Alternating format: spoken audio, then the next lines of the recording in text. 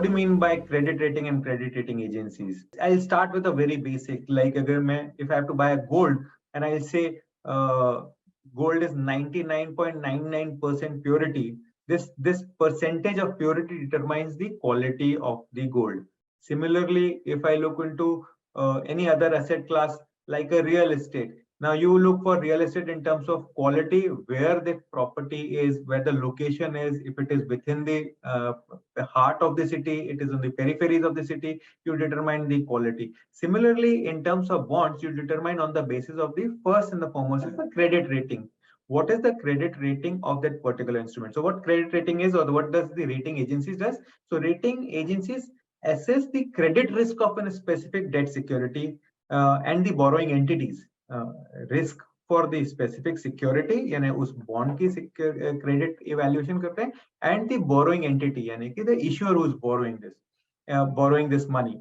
So in the bond market, credit rating agencies are the independent evaluations for the credit worthiness of debt securities issued by governments or corporates. So it's basically the rating agencies provide the independent evaluation of the credit worthiness, यानी कि what is the credit, the capacity for the borrower to repay or to fulfill his financial obligations. So credit rating agencies or the credit ratings of borrowers are based on the due diligence conducted by these rating agencies. Rating agencies look into their financial statements, look into the balance sheets, look into the borrowing profile, past borrowers, current borrowers, what is the cash flows, and do the due diligence, and then come out with a specific rating for that instrument, for that issuer. So the objective of rating agencies is to evaluate the financial situation of the borrower and their capacity to service or repay the financial obligations. So maybe an issuer tomorrow comes and say, I want to borrow 1,000 crores. But is he capable, or is he able to borrow 1,000 crores? Does he has the capacity to service the interest income as well as the principal for the 1,000 crores? What are the incoming cash flows? This whole due diligence is done by a third-party agency, which is known as a credit rating agency, and they give a credit rating to that instrument. So credit rating agencies acts as a catalyst for channelizing investments in debt instruments by enabling individual and institutional investors in making the informed decision. So उनका काम ये है कि they provide you the best informed for an investor to make an informed decision, a best rating which is required so that you can take a predetermined call. Now what it means is that how do we define the credit rating? AAA is considered to be the highest rating, and at the top of the line, the best in the best rating is a AAA rating. Then follows down to AA plus, which is one notch lower than AAA, then AA, AA minus.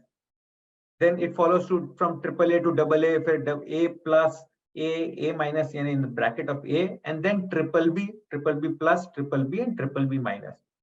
Anything below BBB minus is considered as non-investment grade. Up till this is the investment grade securities, where the risk for the investor is very low. However, the risk is defined. AAA is considered to be the safest. Within this bucket, BBB are a higher risk category of instruments, where there is a possibility, or there is a the financials are not so stable, or for any particular reason the company, the business environment within which the company is operating is not very great. So that can be a lower rating for that issuer. Issuer compensates the investors for the lower rating by giving them the higher yield. So you will see AAA, because they are safest in the format, means there are more people buying the security, so the rate of interest is low. Whereas BBB category, the risk is a little bit on the higher end side. There are less people who are inclined to the securities, so the issuer has to attract them with paying higher interest rates so that they get funds. So BBB and AAA are the categories. Anything below BBB, they are considered to be non-investment grade. It is always advisable not to explore opportunities below BBB, or up to BBB also. We say you have to be extra cautious. You have to be in the A and above categories. Now, what are the rating agencies? CRISIL, ICRA, India Ratings, CARE. These are the SEBI appointed rating agencies. SEBI give the rights to these agencies so that they can function properly. The guidelines are defined by Securities Exchange Board of India. This is how the rating agencies function. They are independent evaluators for the performance of the company, and they do regular checkup for the issuers on the basis of quarterly, monthly, depending upon what category they have been involved into, and they come out with the ratings on a regular intervals. So there is a possibility you might have invested into a double A rated paper, but the performance of the company has increased substantially. They have better performance, they have better revenue collections. So there is a possibility that you have invested double A category, but during the course of time of an instrument, the rating has been upgraded to double A plus or triple A, and vice versa is possible. So if you have invested into a double A category and things doesn't go well with the issuer, probably they might have a rating downgrade as well. So these are known as rating upgrades and rating downgrades of a particular instrument.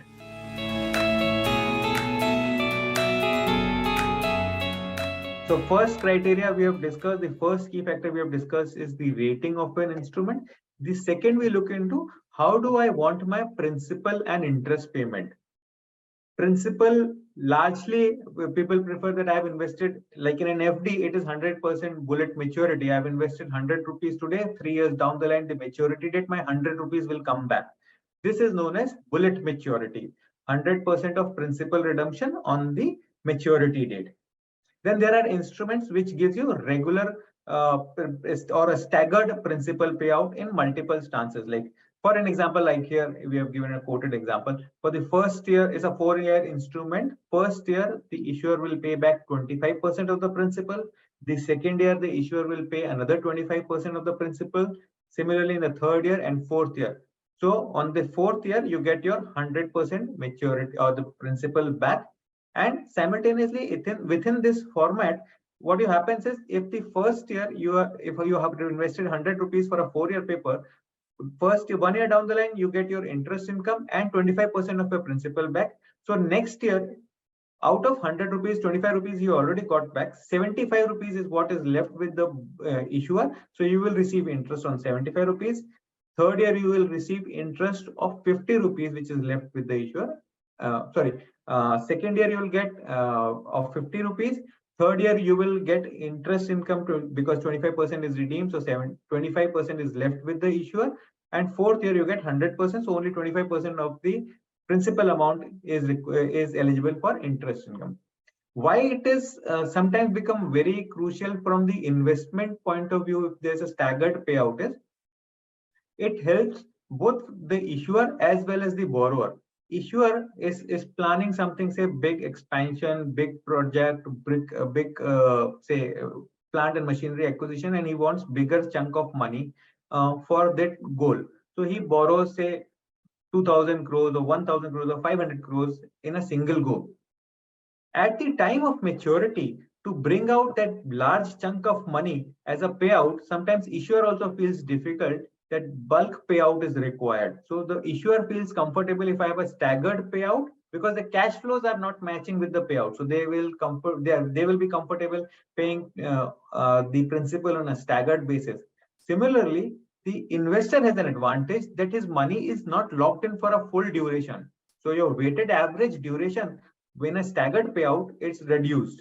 So investor has the opportunity in an environment where that he gets his regular principal payout as well, along with the interest component. So both bullet and staggered maturity options, depending upon the investment goal and the issuer category, are taken into consideration when selecting a right bond. This is about the maturity. Same is the case in terms of payment of interest. So interest payment frequency is also equally important. Maybe my father is a senior citizen. He says, I don't have any job left. I'm a retired person. My total corpus is X amount. Let me park it into a bond, which makes me a regular monthly payout. So which will help me run my day-to-day cash flows. So he will prefer, say, a monthly interest payout option Somebody will say, I'm a business person, I do not require on a monthly basis. A quarterly or a semi-annual interest payout frequency is sufficient for me, which will be utilized for investments in other category of investments, or if I'll have a regular requirements of cash flows, I can do semi-annual or quarterly payouts. Somebody says, okay, I do not require on a monthly or a semi-annual, I don't want that frequency. Annual interest payout option is also good for me. I am very much comfortable. But in any format, do keep in mind that regular payout from the bond is a very good characteristic of a bond when investing into. So it means that you are getting your cash flows back. Suppose you have deployed 100 rupees in a bond, and if you're getting 10 rupees every as an interest income is 10%. If you're getting some money or on a regular interval or regular frequency basis, you're recovering your cash simultaneously. You don't have to wait for the entire maturity, unlike an FD, to reclaim your money. And the last payment frequency, sometimes bonds have cumulative interest payment frequency, generally the zero coupon bonds, which pays the entire interest along with the principal at the lump sum at the end of the tenure. This is also preferred by some category of investors who says, I do not want any regular cash flows. I am very much comfortable at the last or at the maturity. So interest payment frequency becomes a very important criteria when investing into bond. It all depends upon what your objectives of investment are, what is the investment goals. Depending upon that, you can work on to how you look forward to investments into bonds.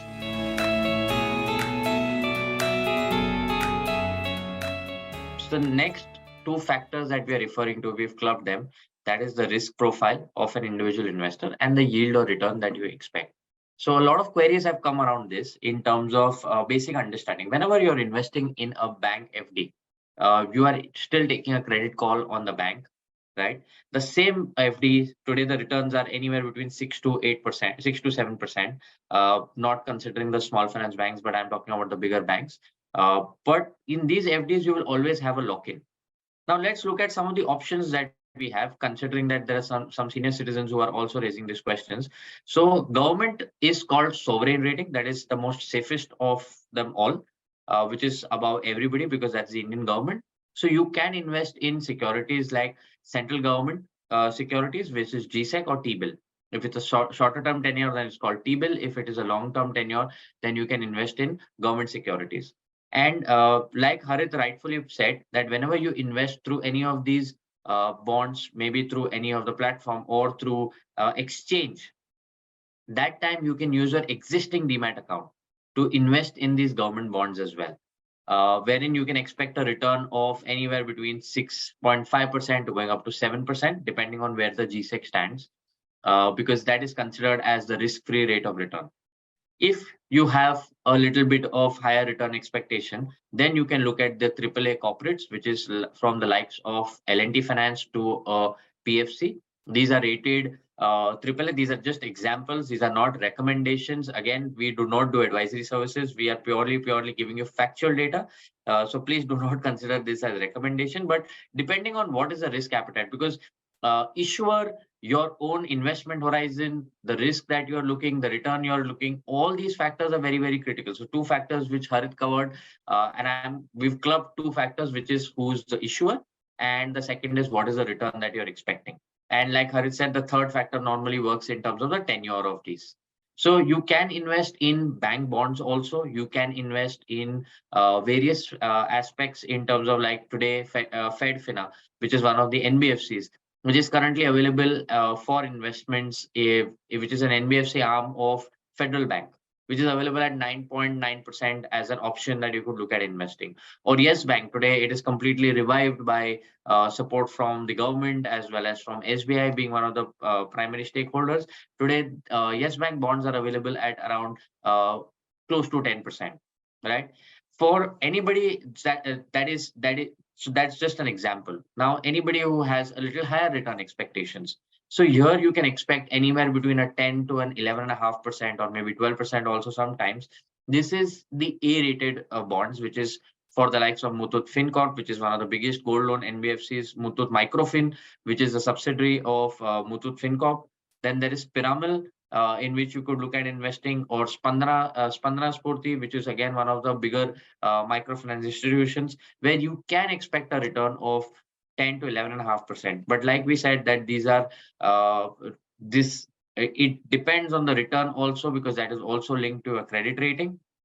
As and when the credit rating starts going up, the return starts coming down, because acceptability, the liquidity, the investment appetite of institutions also keep on increasing. All these factors play a very, very important role while these bonds are priced, or whenever you look at investments. So that is what we would highly advise, that you should look at these aspects. And like Harit rightfully said, credit rating plays one of the most important roles while investing in these bonds, right?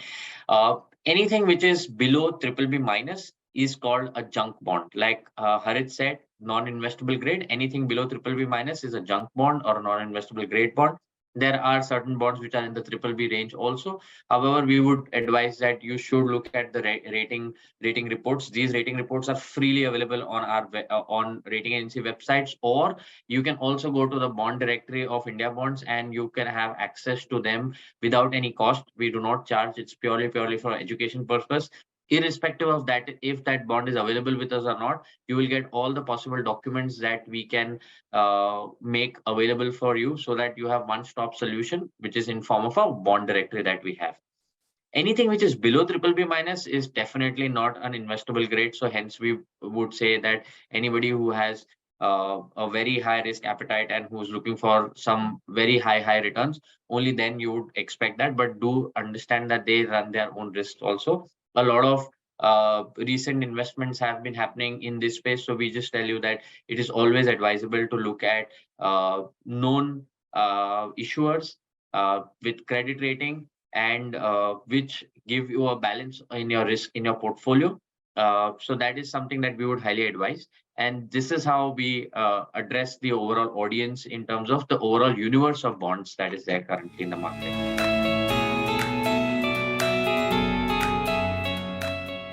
The next factor that we should look at is whether the instrument that you're investing in is whether regulated or not regulated, right?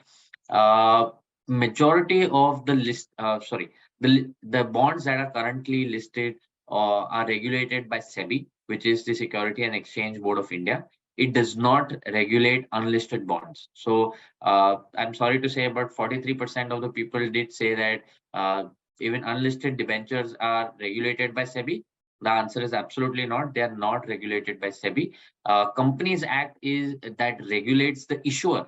So again, the instrument is not a regulated instrument. Only the issuer is regulated by Companies Act. So do keep that in mind. So I would request everybody, please do understand, whenever you're investing in an unlisted bond, please do understand these are not regulated instruments. The issuer may be, but the bond, it has to be listed for it to be regulated by SEBI. Because if it is not regulated by SEBI, you cannot raise, or you cannot go and raise a complaint to the broker or to anybody in case if something goes wrong. Hence, it is very important for you to look at that aspect. One of the factors which is very, very important, which a lot of you people have asked about, liquidity, right? So I missed the point of listing. So whenever a bond is listed, the bond, even if the issuer or even if the borrower is listed, does not mean that the bond is listed. So the bond itself has to be listed on the BSE or NSE exchange. This makes it mandatory to take prior approval. When they take prior approval, there are checks and balances that are in place, which is done by the exchange. Hence, it is highly advisable to look at these aspects also. Whereas in unlisted debentures, there is no exchange that is involved. There's no approval that is needed. Hence, you can just go ahead and issue the same, right?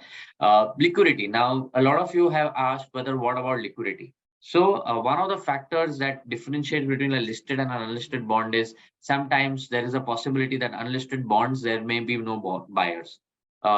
In the same space, whereas if it is a listed debt security, depending on what type of security it is, the liquidity can be there either on the exchange, or you can trade it through the RFQ platform or over the counter markets also, wherein at least these bonds are tradable in the market. Hence, they have the option to trade. That does not mean that unlisted cannot be traded, but it can only be traded over the counter. That is through over the counter market and not through the exchange, because these are not listed instruments. So hence, exchanges will not support you. Exchanges will not do any due diligence for these bonds, and you cannot go to exchanges in case if something goes wrong. Let's look at certain factors what exchanges do. In case if you invest in a listed bond, and in case if there is delay in listing, then in that case they charge them 1% penal. It automatically becomes a detrimental factor for the issuer. That saves you, because whenever you go to an exchange, they will ask for your financials, they will ask for a lot of things.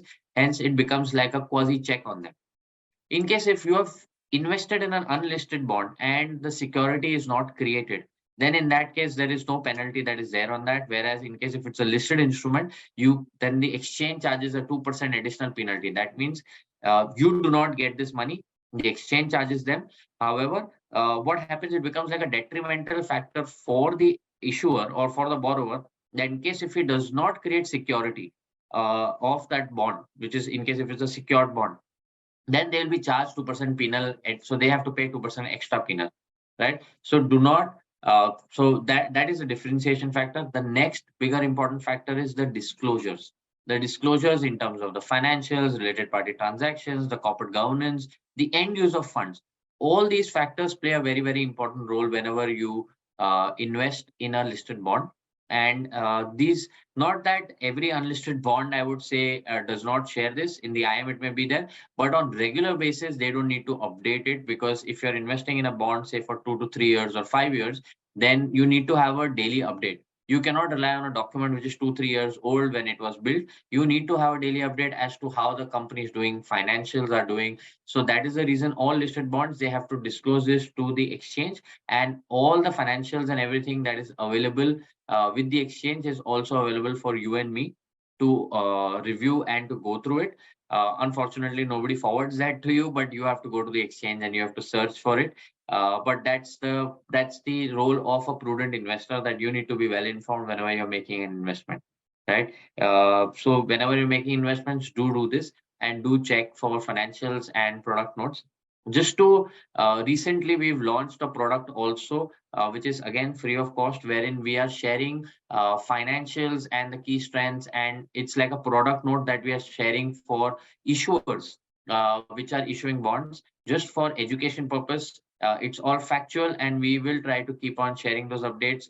Right now, our bond managers are sharing that with our customers without any cost. We will be posting them soon on our website also going forward, so that you can freely access them as well.